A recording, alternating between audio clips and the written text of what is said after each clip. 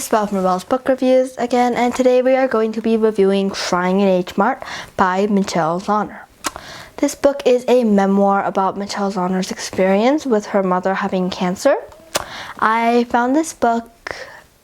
actually found this book as a very heartbreaking book, as the author recreated memories of her mother when her mother was healthy and cancer-free. So this book kind of made me realize that death comes for everyone. And I don't know, I think that I feel like time is taken for granted until you read memoirs about people dying like this. I think your time with someone, I think all that time that you have with someone is really taken for granted. So this book, I feel like kind of just put it in perspective for me. Anyways, I would recommend this book this memoir for ages 12 and up. I think that this book is an amazing book overall, but it does have some mature references, but again, it's only like 3 times, and one of the times is not even that much. And I also feel like some people who are younger than 12 will rather have a hard time understanding this book or just not be interested in it.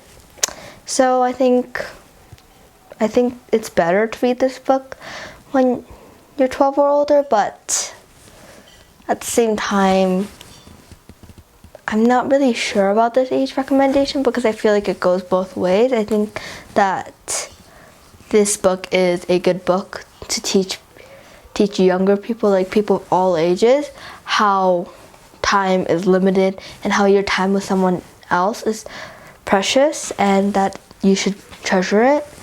But at the same time, it does have mature references and I don't think they'd be interested really.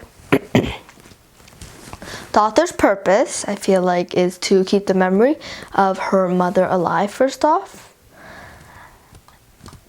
And I also think that Michelle Zauner is trying to give readers a feeling of a Korean lifestyle because she she describes life when she went back to Seoul. So I think that she's trying to give readers like a view on life from a Korean person's point of view. And another author's purpose that I found, I think that she also is trying to put it in perspective for all readers, that the time with someone is precious, the time that you have with someone is precious, and that although you may get mad at someone, no matter what happens, that you really should value the time you have with a family member, a friend, or anybody, because at any moment everything could be destroyed. The themes of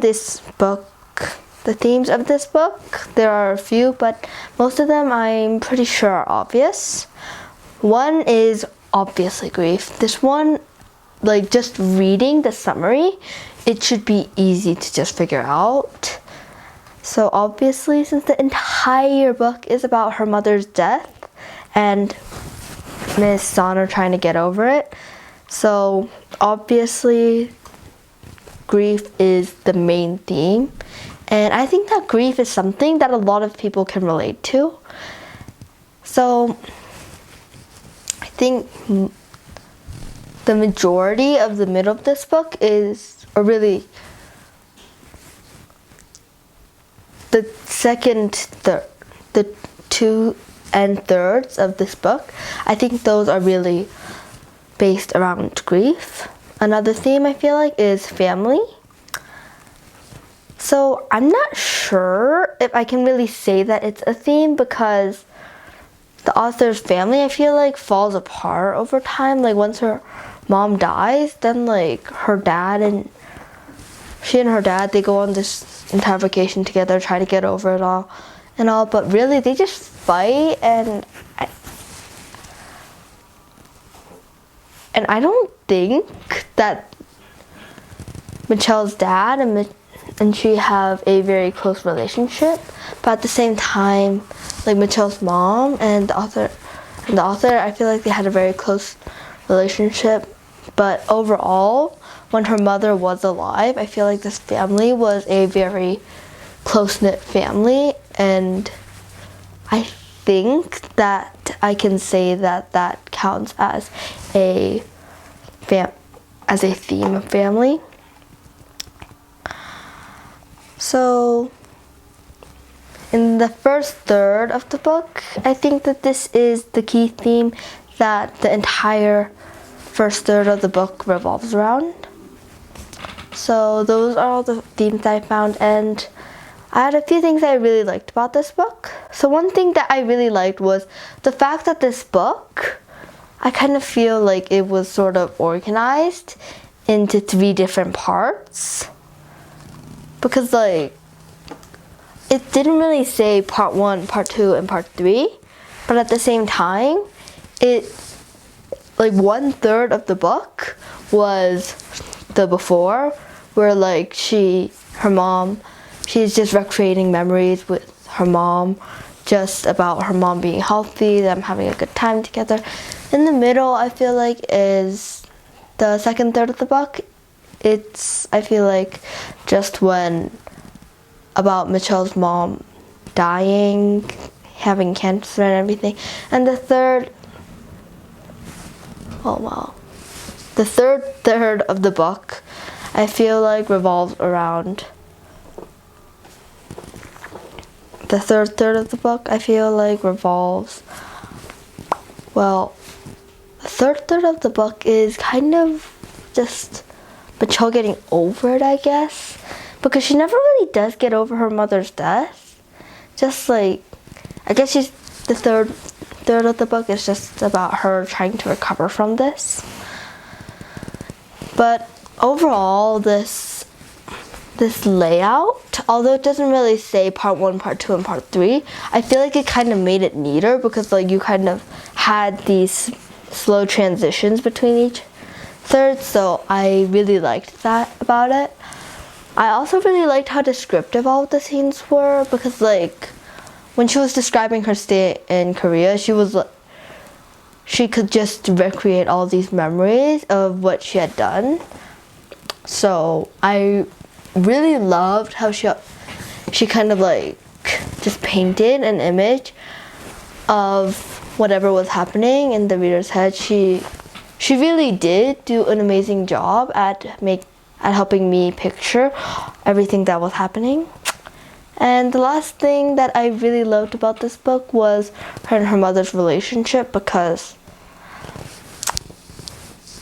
although her mother seems like a really strict mom, at the same time, although her mother's strict, I feel like her mother and Michelle, compared to the author and her dad, I feel like her and her dad, they're like growing apart. But on the other hand, there's Michelle and her mom. I feel like they're a really close-knit relationship, which I really loved. I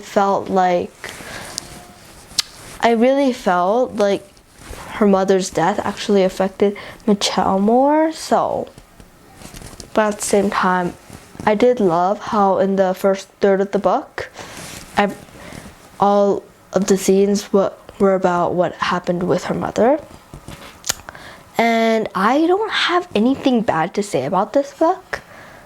So I'm going to give this book a 5 out of 5 stars. I'm going to give this a 5 out of 5 stars because first off, I literally can't find anything bad to say about it. And second, I feel like this really is an amazing book, and I genuinely think that this book, I haven't ever even heard of this book before, but I think that this book should be a lot more famous because this book is like amazing, honestly. It's really an amazing book, but I haven't even heard of it ever, so I think that it's kind of underrated. So I think that if you are a reader who enjoys memoirs that are actually somewhat interesting, because some memoirs are really slow and literally have nothing interesting going on, so I think that if you're a reader who likes memoirs and who likes fiction books overall, but at the same time you know that you do need to read nonfiction, I think that this memoir would be perfect for readers like that.